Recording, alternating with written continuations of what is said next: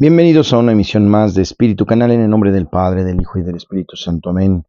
Nos encomendamos a ti, Señor, este miércoles pidiendo por todas las necesidades de nuestros hermanos en esta mañana. Por la joven Ana Paola, para que pronto se recupere en su espíritu, en su corazón y en su cuerpo también. Por David Fernando Gutiérrez Landeros. Por Víctor Manuel Clavelina Domínguez, que sufrió un accidente importante. Pedimos porque esté bien. Por el padre Pedro, Laura Ojeda, que se fue a radicar a Celaya de 40 días por la vida. Nos pide oración por todo Guanajuato, la situación que se vive ahora. Pedimos por el eterno descanso de María del Carmen Maldonado, que fue llamada a la casa de Dios ayer, un poquito después de las 12. Ella fue catequista y tenía 92 años. El Señor la reciba en su reino, le dé la paz a su familia. Eduardo, pedimos también por Eduardo, que está sufriendo mucho en el hospital. Por Janine Díaz, que está agotada de atenderlo, ¿verdad? Pedimos por todos los que cuidan a los enfermos que también sufren, también se cansan, también se desesperan, viven muchas etapas. El Señor les dé paz y fortaleza, esperanza. Damos gracias al Señor por el cumpleaños del seminarista Oscar Alexis, el Señor lo ayude, y también del padre Sergio Tobar Zamudio, que fue vicerrector del seminario donde estudié, y fue su cumpleaños. Por Andrés Fernández Rojas, que se encuentra en el hospital, y pedimos también la conversión de Jessica Andrés Pérez Barragán, el Señor la ayude. No se olviden, hermanos, que estamos pidiendo constantemente por todas las intenciones que ustedes nos hacen favor de entregarnos, mandarnos. Nos unimos todos en oración en esta mañana. Hoy miércoles, Espíritu Canal, seguimos en formación sacerdotal, en el nombre del Padre, del Hijo y del Espíritu Santo. Amén. Damos gracias, bienvenidos todos ustedes.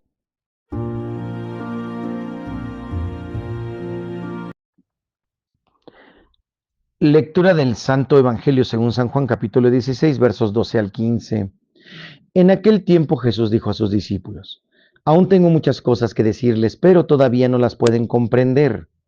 Pero cuando venga el Espíritu de la verdad, Él los irá guiando hasta la verdad plena, porque no hablará por su cuenta, sino que dirá lo que haya oído y les anunciará las cosas que van a suceder.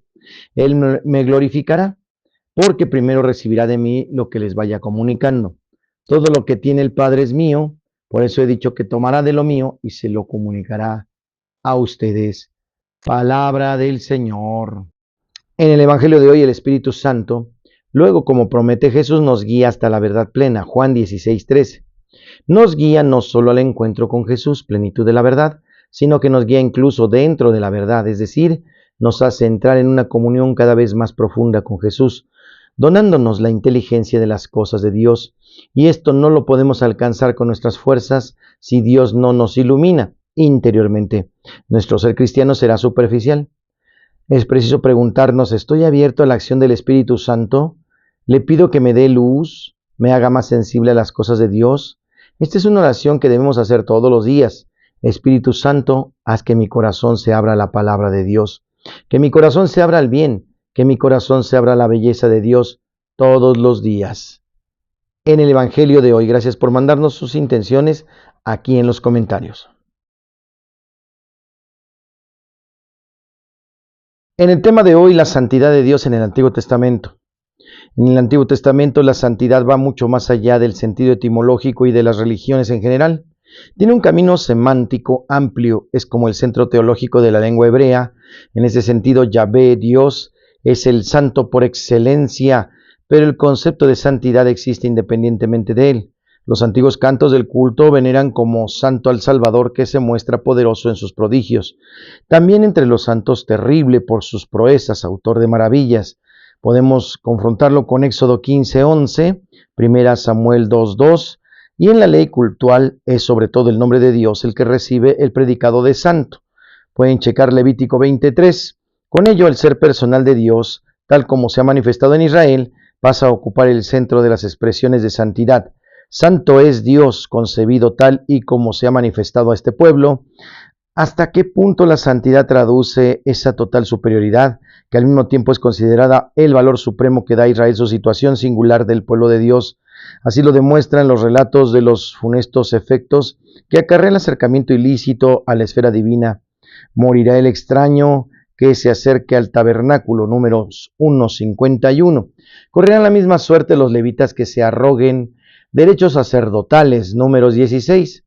Y los hijos de Aarón que presentan ante el Señor un fuego no ordenado por él, son pasto de la ira divina. El texto bíblico en que aparecen más claramente las características esenciales de la santidad es la escena de la zarza ardiente, en Éxodo 3.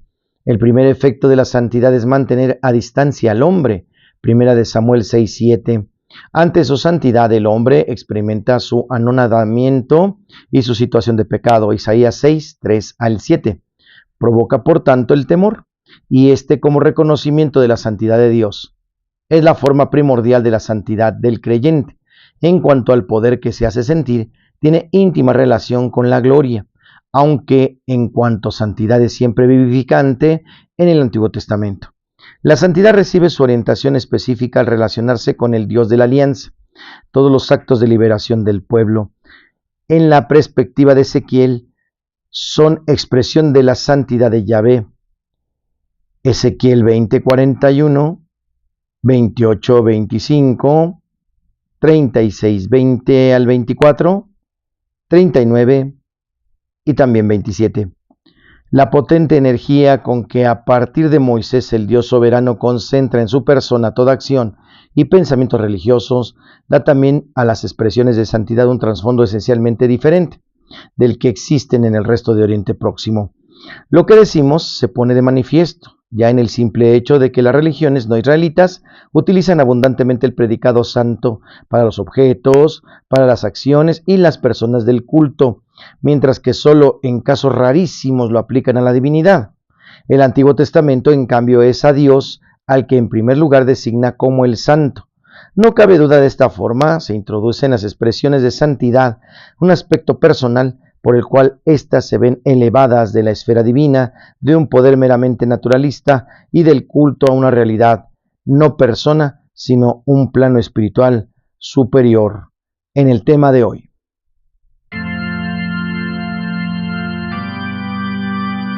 En Santos y Conversos hoy celebramos a San Germán de París, santo obispo. En el martirologio romano en París, en Galia, San Germán obispo, que habiendo sido antes abad de San Sifroniano de Autun, fue llamado a la sede de esta ciudad, donde conservando el estilo de vida monástico ejerció una fructuosa cura del alma en el año 576. Gran parte de su vida la conocemos por el testimonio de su colega el obispo Fortunato, que asegura estuvo adornado del don de milagros. Nació en Germán de Borgoña, en Autun, del matrimonio que formaban Eleuterio y Eusebia en el último tercio del siglo V. No tuvo suerte en los primeros años de su vida, carente de cariño de los suyos, y hasta estuvo con peligro de morir primero por el intento de aborto por parte de su mamá, luego por las manipulaciones de su tía, la madre del primo Estratidio, con quien estudiaba en Avalón, que intentó envenenarle por celos. Su pariente de Laci, con quien vive durante 15 años, es el que compensa los mimos que no tuvo Germán en la niñez. Allí se encuentra amor y un ambiente de trabajo lleno de buen humor y de piedad propicio para el desarrollo integral del muchacho, que ya despunta en cualidades por encima de lo común para su edad. Con los obispos tuvo suerte. Agripín, el de Autun, lo ordena sacerdote, solucionándole muchas dificultades y venciendo la resistencia de Germán para recibir tan alto ministerio en la iglesia. Luego Nectario, su sucesor, lo nombra abad del monasterio de San Sifroniano, entre los arrabales de la ciudad, modelo de abad que marca el tono sobrenatural de la casa, caminando por delante con el ejemplo en la vida de oración, la observancia de la disciplina y el espíritu penitente y la caridad. Ahí es donde comienza a manifestarse en Germán el don de milagros, según el relato de Fortunato, por lo que cuenta su biógrafo. Se había puesto el santo abad que ningún pobre que se acercara al convento a pedirle se fuera sin comida. Un día reparte el pan reservado para los monjes, pero porque ya no había más.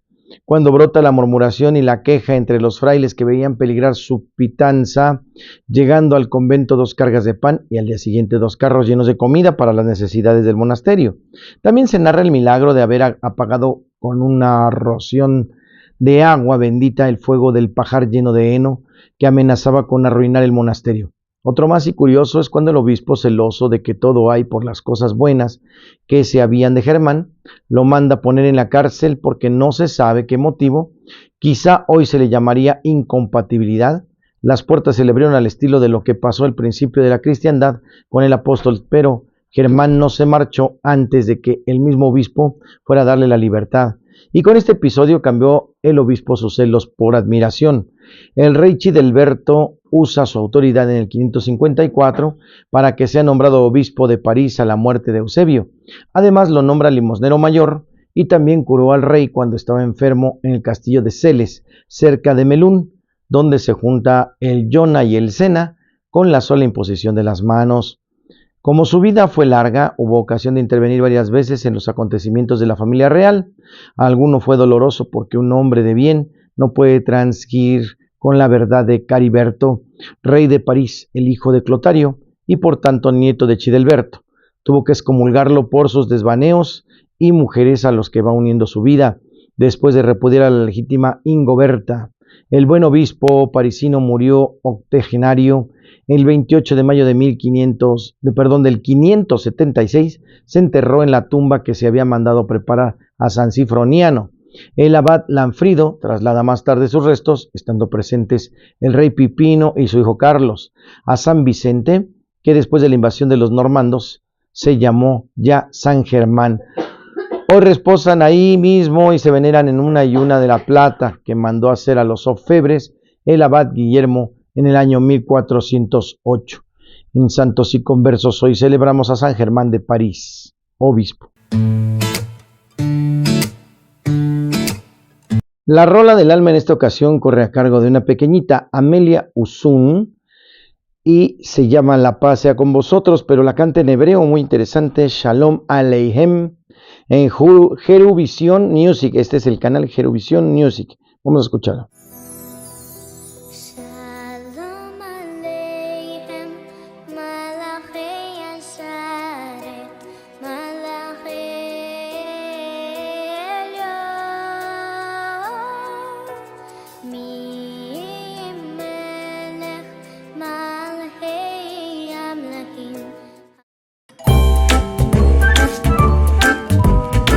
En el chiste, pequeño error, las mujeres que van al gimnasio no bajan de peso.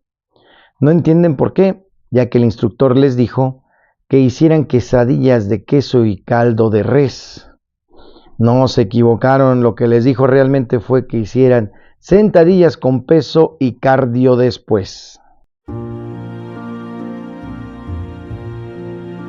En Curiosidades de la Iglesia Católica, ¿pueden los obispos actuar y enseñar en contradicción con el Papa y viceversa? Los obispos no pueden actuar ni enseñar en contra del Papa, sino en comunión con él. El Papa, por el contrario, puede tomar decisiones en determinados casos sin la aprobación de los obispos, por eso es la suprema autoridad de la Iglesia Católica. No obstante, el Papa en sus decisiones está sujeto a la fe de la Iglesia. Existe algo así como el sentido general de la fe de la Iglesia, una convicción fundamental en asuntos de fe, presente en toda Iglesia y obra del Espíritu Santo. Esto sucede en todas las parroquias. Por así decirlo, el sentido común de la Iglesia, es decir, lo que ha sido creído siempre, en todas partes y por todos. La Comunidad de Roma fue considerada desde el principio como la iglesia más elevada y más antigua, que fue fundada y organizada por los gloriosos apóstoles Pedro y Pablo. Debido a su especial primacía, todas las iglesias deben estar en conformidad con esta iglesia, porque en ella se ha conservado siempre la tradición de los apóstoles. El hecho de que los apóstoles sufrieran en ella el martirio dio un peso adicional a la Comunidad de Roma. En Curiosidades de la Iglesia Católica. Es así como llegamos al final de nuestro video. Muchas gracias por acompañarnos. Continuamos en esta semana de formación encomendados a sus oraciones. Qué importante es que el sacerdote continúe formándose para poder formar. Que tenga en su amplio conocimiento no solamente situaciones de sabiduría humana, incluso teológica, sino sobre todo experimentar la presencia de Dios en sus vidas. Por eso la vida espiritual es fundamental para la vida sacerdotal. Oramos juntos y no se olviden, próximo viernes tenemos Pueblo en Marcha aquí en Santa Lucía a las 7.